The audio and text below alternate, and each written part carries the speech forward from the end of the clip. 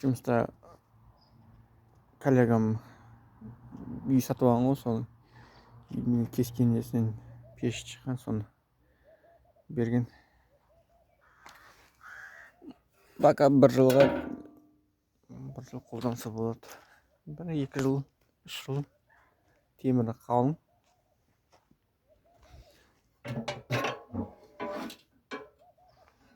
Астында музольнигімен. Как раз маған құдықтан шыққан неге, құдыққа қарай былай жоғарға подача кетеді, обратка как раз былай келеді. Енді мына главный мына құдыққа кіретін жағын реттеу керек болып тұр, ана кірпішті. Кішкене стенадан асып кетеді ғой. Менде құдық несі тура мына жерге қылады. Кірпішпен бірден қайда келтіру керек.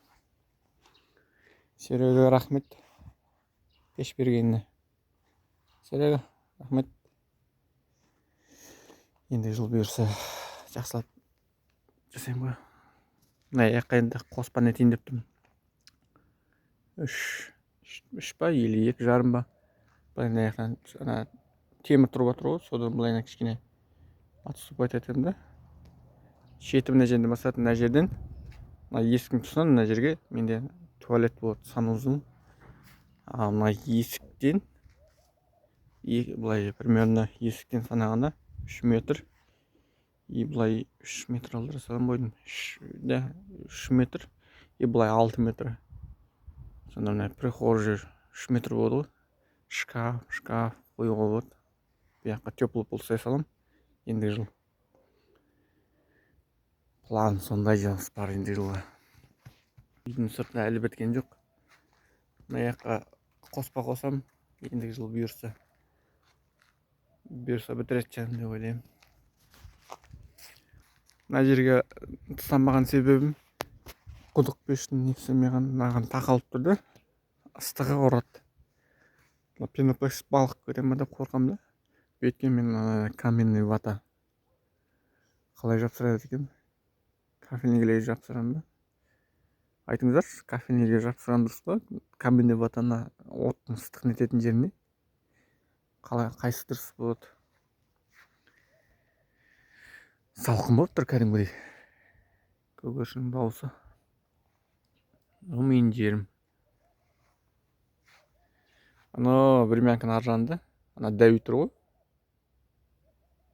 Дәуі. Дәуідің несі авторазбор Мерседес. Содан өткеннен кейін барып бұрылып. Маған қораны ендігі жылы подснос кетеді. Бұл уақытша временный көмір қара болып тұр менде. Моншанда подснос кетеді. Дәу қып салмасам, моншаның іші кішкентай. И патологы да кішкентай. Төбем кішкене не қалды. Аяғым бірінші өзім жасадым, жалғыз өзім жасадым.